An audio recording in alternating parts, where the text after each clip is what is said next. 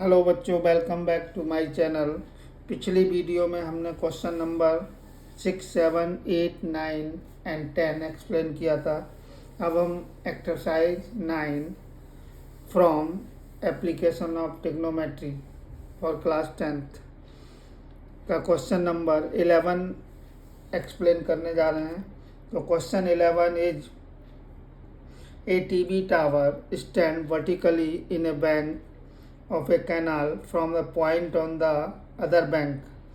Directly opposite the tower, the angle of elevation of the top of the tower is 60 degrees from another point 20 meter away from this point. On the line joining this point to the foot of the tower, the angle of elevation of the top of the tower is 30 degrees. Find the height of the tower and width of the river. So ये figure है, इसमें ये height होगी, A B height होगी जिसे हमने H late कर लिया, और एक एंगल 30 डिग्री है और दूसरा एंगल 60 डिग्री है। ये क्वेश्चन करते समय ये ध्यान रखना है कि जब हम किसी भी पॉइंट से ऑब्स्टेकल की तरफ अगर टूवर्ड द ऑब्स्टेकल हम मूव करेंगे तो एंगल इज इंक्रीजेज। कुछ बच्चे करते हैं 60 डिग्री यहाँ लिख देंगे 30 यहाँ, तो वो रॉन्ग हो जाएगा। तो जितना हम बिल्डिंग की तरफ जाएंगे उतना एंगल हमारा बढ़ेगा। सो हमने DC 20 मीटर है और BC को हमने x लेट कर लिया। टोटल डिस्टेंस जो होगी वो 20 + x होगी। So let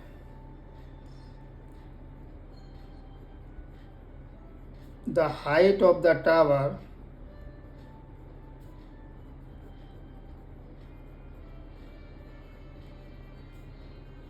be h।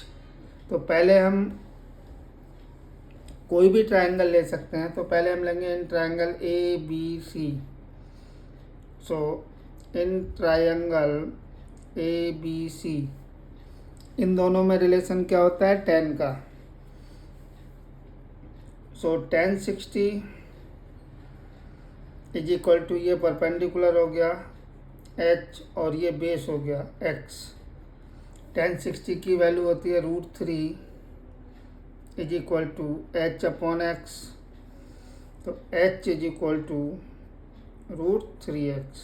This is equation 1। Same triangle ABD हम लेंगे इन ट्रायंगल ABD में। सो इन ट्रायंगल ABD इसमें परपेंडिकुलर वही रहेगा, बेस कितना हो जाएगा 20 + x और एंगल है 30 डिग्री। तो 10 30 is equal to h/20 + x। 10 30 की वैल्यू होती है 1/√3 h/20 + x। क्रॉस मल्टीप्लाई करो तो इसकी करेंगे तो √3h is equal to 20 + x। अब h की वैल्यू इस इक्वेशन से हम यहाँ पुट कर देंगे, तो √3 × √3x is equal to 20 + x। √3 हो गया 3x is equal to 20 + x। x को जब इधर लाएंगे तो ये हो जाएगा 3x - x is equal to 20। तो 2x इज इक्वल टू 20, तो x is equal to 10। So the width of the river is 10 metre. Hence, the width of the river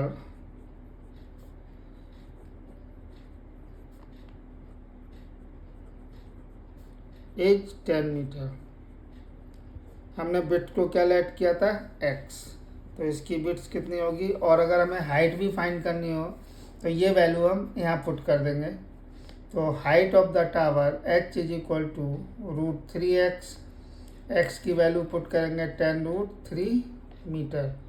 so this is the height of the tower and this is the width of the river. तो river की width भी आ गई और tower की height भी आ गई। इजी है क्वेश्चन, बट अगर इसका फिगर हमने बना लिया तो हमारा क्वेश्चन हो जाता है, और अगर फिगर नहीं बनेगा तो क्वेश्चन नहीं होगा। तो इसके क्वेश्चंस जो सॉल्यूशन है वो फिगर पर डिपेंड करते हैं। Now question 12। Question 12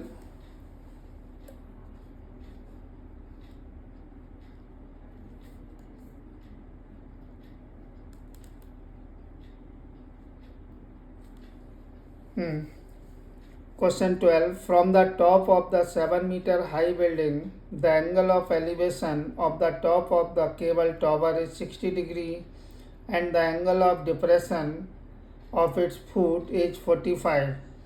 Find the height of the tower.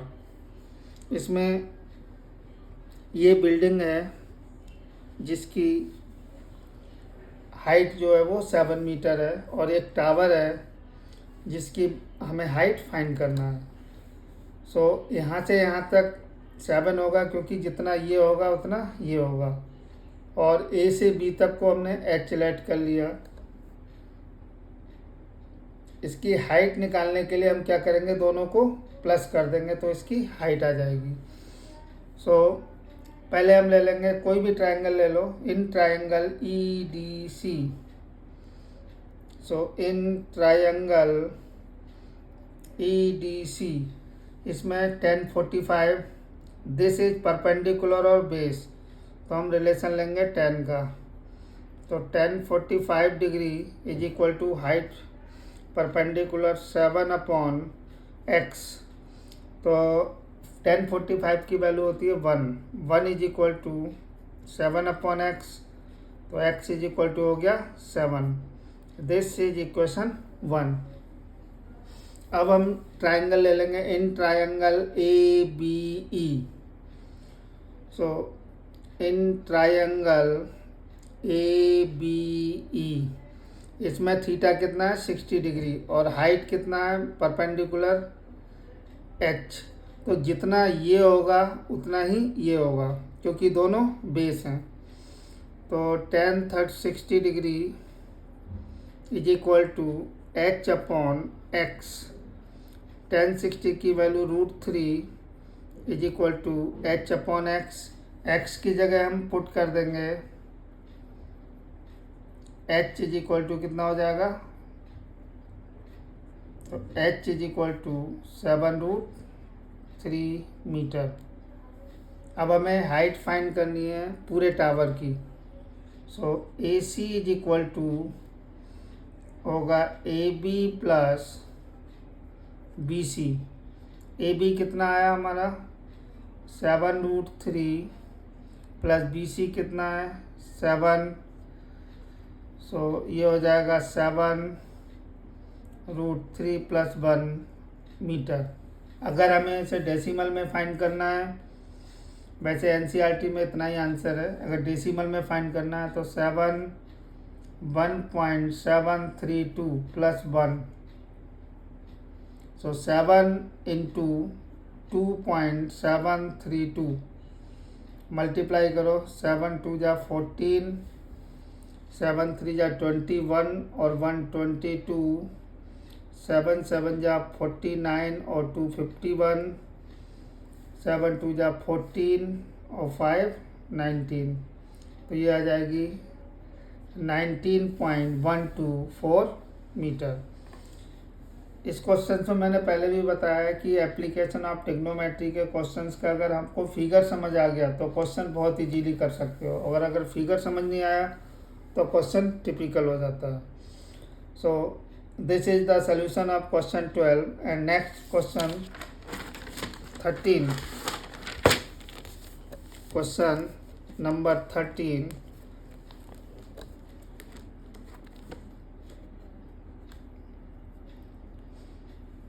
So question is, as observed from the top of the 75-meter high 70-meter high lighthouse from the sea level, the angle of depression of two ships are 30 degree and 45 degree. If one ship is exactly behind the other on the same side of the lighthouse, find the distance between two ships.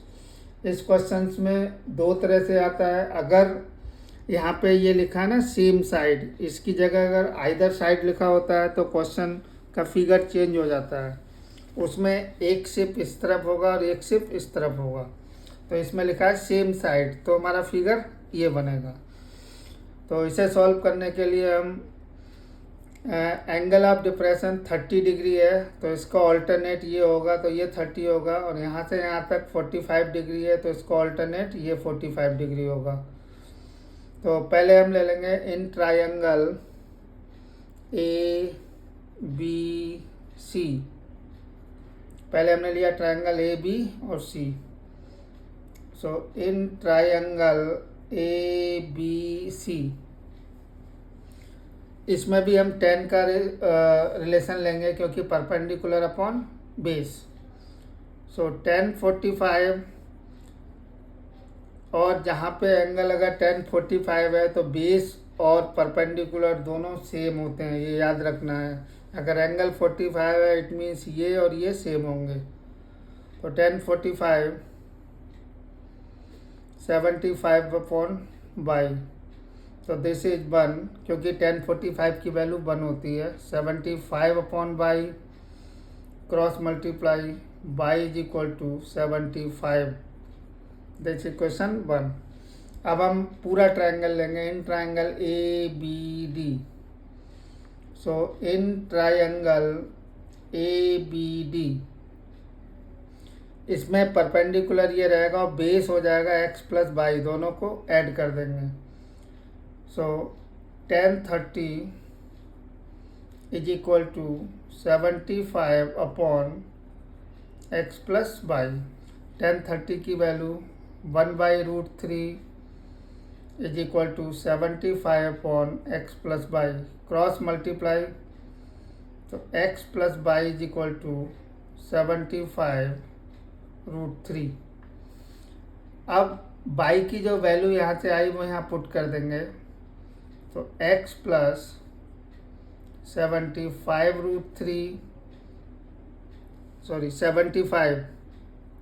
Is equal to 75√3. अब 75 को उधर ले जाएंगे right hand में, तो x is equal to हो जाएगा 75√3 minus 75, तो 75 और √3 माइनस 1, तो x जो हो जाएगी डिस्टेंस वो हो जाएगी 75√3 माइनस 1 मीटर. अगर इसे हमें डेसिमल में फाइंड करना है, एनसीईआरटी में इतना ही होता है. अगर हमें डेसिमल में फाइंड करना है तो हम √3 की वैल्यू पुट कर सकते हैं. 75 1.732 minus 1, so this is 75 into 0.732. अब इसकी मल्टीप्लाई कर लेंगे, तो जो मल्टीप्लाई होगी वो इसका आंसर हो जाएगा. सो this is the question number 13 from your text book question. And next question 14 from exercise 9. Question, this is most important question 14.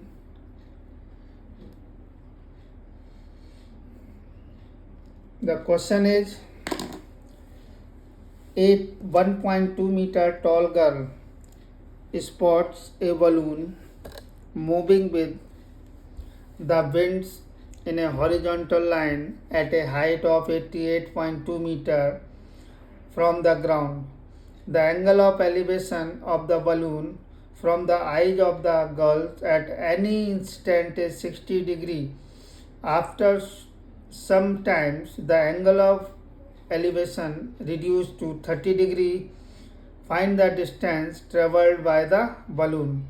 तो कितनी डिस्टेंस ट्रेवल किया बलून ने यहाँ से यहाँ तक, बाई की वैल्यू हमें फाइंड करना है. अब इस क्वेश्चंस में हम लोग मिस्टेक क्या करते हैं, यहाँ पे 82.2 तो हम डिस्टेंस यही ले लेते हैं, लेकिन डिस्टेंस ये नहीं लेंगे। क्यों? क्योंकि 1.2 मीटर की एक गर्ल खड़ी हुई है जिसकी आंखें कितने हाइट पे हैं, 1.2 मीटर पे। तो हम टोटल हाइट से 1.2 माइनस करेंगे तो यहाँ से यहाँ तक कितनी हो जाएगी, 87 मीटर। तो हम जो हाइट लेंगे वो 87 लेंगे। So question, in triangle A B and सी,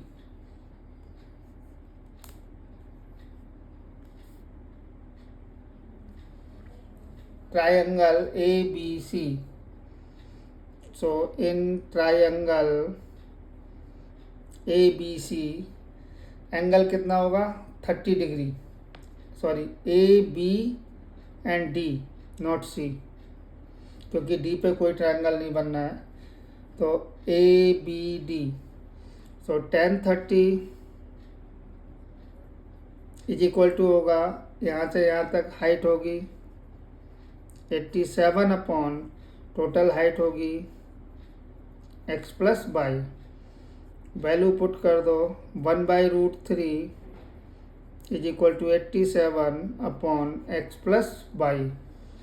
अब क्रॉस मल्टीप्लाई करेंगे, so x plus y is equal to आ जाएगा 87√3।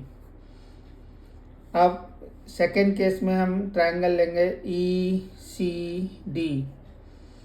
सो in triangle E C D, relation इसमें भी वही लेंगे 10 का, क्योंकि 10 इसमें एंगल हो जाएगा 60 degree. So in triangle E C D, 1060 is equal to 87 upon x। 1060 की वैल्यू होती है √3 is equal to 87 upon x। तो √3x इज इक्वल टू 87, तो x इज इक्वल टू हो जाएगा 87/√3। अब ये x की वैल्यू हम इक्वेशन 1 में पुट कर सकते हैं। x की वैल्यू इक्वेशन 1 में पुट करें। सो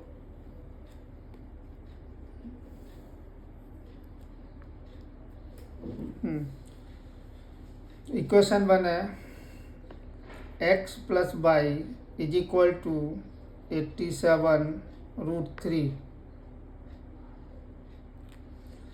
तो x की वैल्यू अगर यहाँ रखेंगे तो 87/√3 plus y is equal to 87√3, इसे हम इधर लेके जाएंगे। तो y is equal to 87√3 minus 87/√3। इसका एलसीएम ले लेंगे, ये आ जाएगा √3। तो इसकी मल्टीप्लाई हो जाएगी, ये होगी 87 × 3 minus 87 is equal to y. So y is equal to 87, 3 minus 1 upon √3।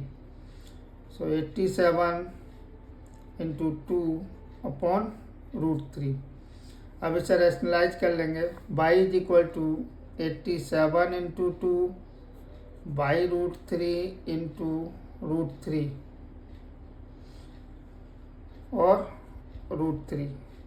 तो √3 हो जाएगा, तो 87 × 2√3 अपॉन 3, तो 329 जा, तो this is 58√3 metre.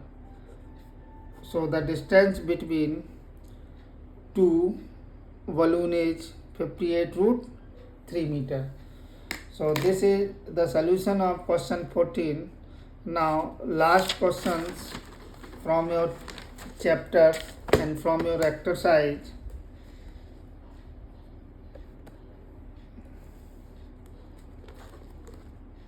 So question is,